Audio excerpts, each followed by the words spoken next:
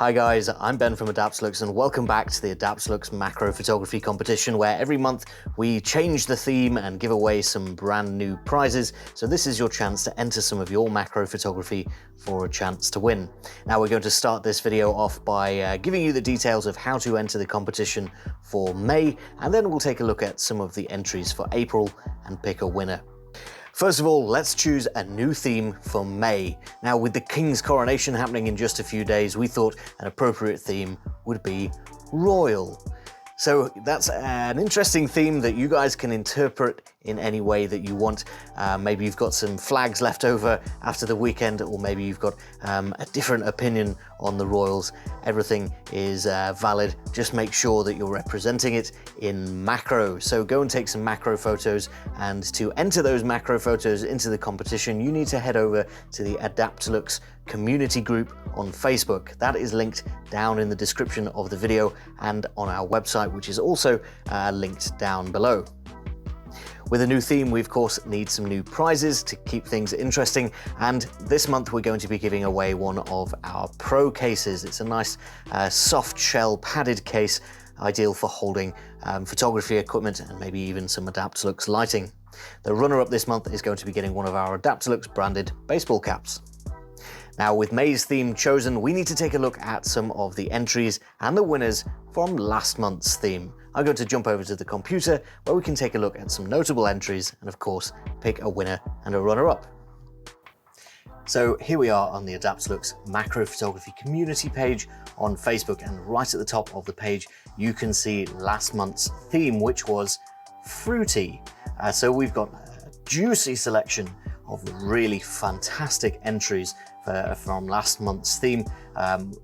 Really high quality stuff this month, so it's been very hard to choose our favorites, but we have managed to pick out just a few. Unfortunately, we don't have time to go through everybody's entries, but we do have some notable ones, and of course a winner and a runner-up.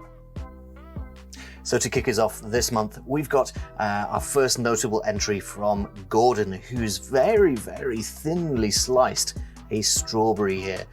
This is clearly backlit, but these overlapping shapes created where the thin sliced strawberries are touching each other brings it a lot more depth of color through to the front. There's plenty of color and interest in here anyway, and it's nice and sharp all the way across the image. And this really shows the different sort of cross sections of the fruit. So this is an ideal fruit photograph to kick us off this month with our fruity theme. Very well done, Gordon. Thank you for your entry. Next up, we've got Cheryl, who has sliced a blueberry, and this is a really interesting image here, because these sort of lines and well, white highlights all the way across the front of the blueberry. I'm assuming that these are actually highlights from the lighting, but they work in a really interesting way to make this almost look like some sort of landscape or topographical map, which is a really interesting effect just created by the juices there of the blueberry. Now this is also a really nice photograph, not just for that effect, but also because of the composition, perfectly framing it in the middle of a square here, and with this nice purple glow on the outside, of course just disappearing off into the corners. It makes for a really lovely eye-catching image, so thank you very much for your entry, Cheryl. Next up, we've got a familiar face entering once again. We've got Scott here, who's taken the edge of, I think this is a kiwi. I've shot enough kiwis to recognize that sort of very thin boundary between the meat of the green fruit and this sort of furry exterior, but Scott has got really close here. You can really appreciate how close it is simply because these hairs are so large in the frame, but Scott has managed to get a really nice composition here with nice soft focus in the foreground and a lot of lovely bokeh in the background there as well, just drawing the eye down into the center of the image where we've got this lovely, interesting, sharp edge of the kiwi fruit. Once again, very well taken, Scott. We hope to see more of your work next month. Now, Sam and I actually had a bit of a debate about this next one because we had quite a few similar shots to Anthony's here, with juices dripping from various slices of fruit, but we ultimately went with Anthony because there's a lot of effort gone into this photograph that's not immediately apparent. So Anthony's found a way to suspend this slice of lime in the middle of the frame here, and then of course he's got that drip coming down from underneath, which is not as easy as it looks to get this sort of elongated drip. I'm presuming that this is maybe some sort of thickening agent inside the water here, but then he's also dyed that juice to make it look green, and of course we've got some really nice lighting with a nice shadow underneath here and highlighting the top edge of the fruit. So all in all, this was a really nice eye-catching image, and it won out just slightly above the other similar images, so very well done, Anthony.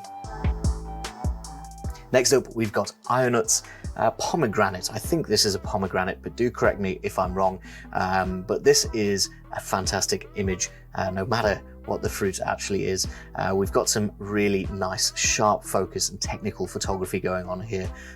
We've got this lovely black background which contrasts nicely with the white of the fruit, and then the seeds popping in their color with a nice little catch-light reflection on the wetter parts. It makes it look very juicy, very delectable, and that sharpness all the way through the image must be a result of focus stacking, I'm sure. So ultimately this is a really nice photograph, very pleasing to the eye, so very well done, Ionut. Last month we had a really great suggestion from somebody on the YouTube channel that we should be introducing a popular vote winner as well. Now, there's no prizes for this particular winner, but Mark got 8 votes on Facebook, likes and hearts combined, which outdid everybody else. So this is the community favorite winner for this month. And Mark, we really agree with the community on this one. This is a fantastic photograph. This is a blueberry with drops of water and some really interesting focus. I'd be interested to know how you got this technique. Is this looking through something onto the top of the blueberry? Definitely let us know in the comments, but very well done, Mark. You are the community favorite for this month, and we'll be continuing this going forward into next month. If there's a lot of votes for a particular image, it will be included in the video. For this month's runner-up winner, we're back with Anthony, who's taken another watery, juicy image of an apple, this time being sliced in half. And Anthony says this apple pop experiment was taken just for the competition, so we really appreciate that effort of going out and taking an image just for the competition. But this is a fantastic result as well. That apple almost, well, it's in motion. It looks like it's an action shot of the apple being cut in half, and that juice jumping up, obviously dyed again to make it look the same color as the apple, and everything frozen nicely in place in perfect focus. Really well imagined and well executed shot, and well deserving of our runner-up winner. Now, for our winning shot this month, it has to be Bev's fantastic composition of a strawberry seemingly sat on the edge of a table. Now, I'm pretty sure that this is in fact not a table. This is a sheet of paper laid over a slightly darker sheet of paper, and just positioned perfectly to give that illusion of it being the corner of a table. That's how Bev's managed to balance this this strawberry perfectly in place and get this lovely perfect dark background, and of course full focus all the way down both the table and the strawberry itself. The composition on this is fantastic. The lighting is really, really nice as well, and the whole thing just comes together to just catch the eye and intrigue you just a little bit as to how Bev managed to balance this strawberry so perfectly right on the corner of her table. So congratulations, Bev, you are our winner for this month. Thank you once again to everybody that took the time to enter last month's competition, and the very best of luck to everybody that's planning on entering this month's theme of Royal. So if you need some inspiration of what to shoot, I will link to a couple of videos just here that might give you a few ideas. And the last thing that's left for you guys to do is hit the subscribe button so that you're here in a month's time when we reveal the winners. That is all that I've got time for now. Thank you very much for watching, and I'll see you next time.